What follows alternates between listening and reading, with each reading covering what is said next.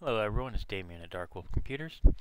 Got an unboxing here of a Corsair Gaming Scimitar Pro RGB edition. This is Corsair's MMO or MOBA mouse, kind of like the Razer Naga, which I do have one of those right here, as you can see in the background.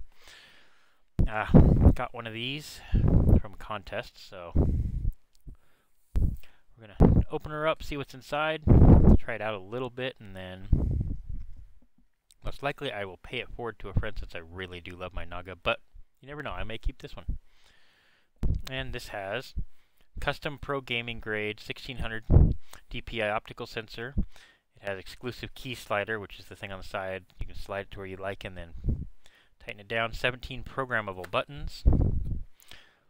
It has the mouse and the quick start guide inside, it says. It's optimized shape for MOBA and MMOs. It's 17 buttons, multiple rest points for high endurance comfort. Ultra fast 1 millisecond lag free gameplay. Has onboard storage with hardware, macro, and lighting playback for up to three different. Get this headset cord out of the way.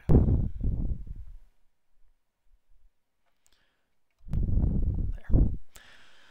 3 different profiles.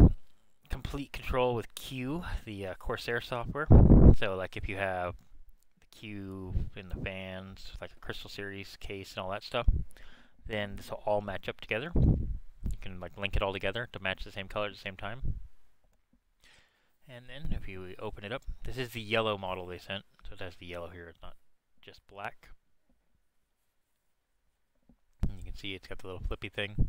There was a piece of tape right here to seal it on there. But yeah, let's move this up here so we can see. Go ahead and get this opened up.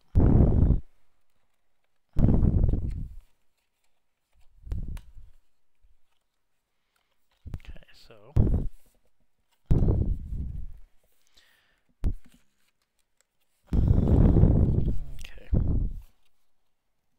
still a little bit of tape. I guess I missed some of it. There we go. There is your warranty guide. Excuse my desk back here. Daughter was messing around yesterday, and I just haven't had time to clean some of it up. And there's that. And of course, the Scimitar Pro owner's manual type thing. That's all there is in the box, I think. And then we got, come on, if I can get it open. It's really fancy, actually. This here is the Allen wrench I was talking about earlier. It allows you to lock it in place to a certain specific place.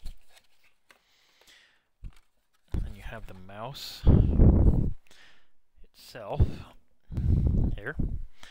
It's kind of a soft, almost like a soft touch feel. It's got a rubberized grip here for your fingers there. This piece is currently locked in place, it looks like. Yeah, it's locked in place. But this is where that, here, this Allen tool here comes in play. It's not a baggie, but you just put it in right here. Loosen it a little. And then this slides back and forth. And you get it where you want, which, let's see. Let's say right about there. And then tighten her down.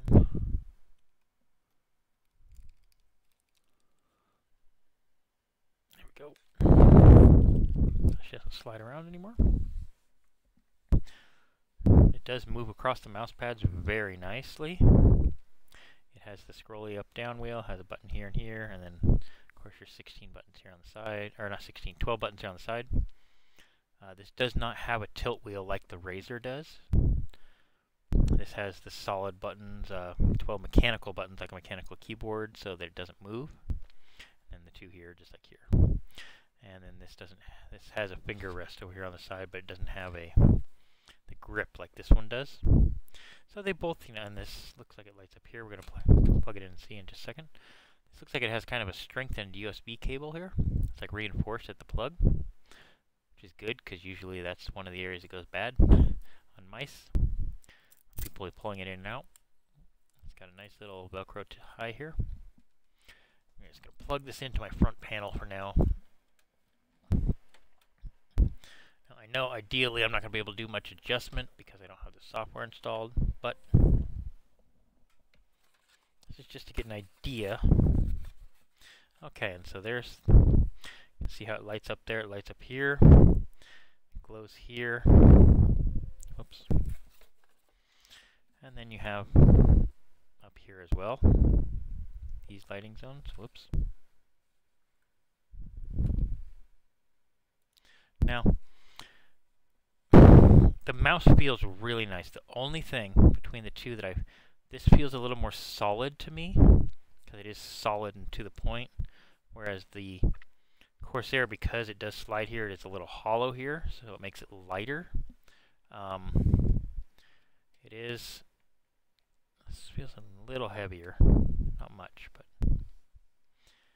the response time is excellent. I don't know what the DPI is at right now, but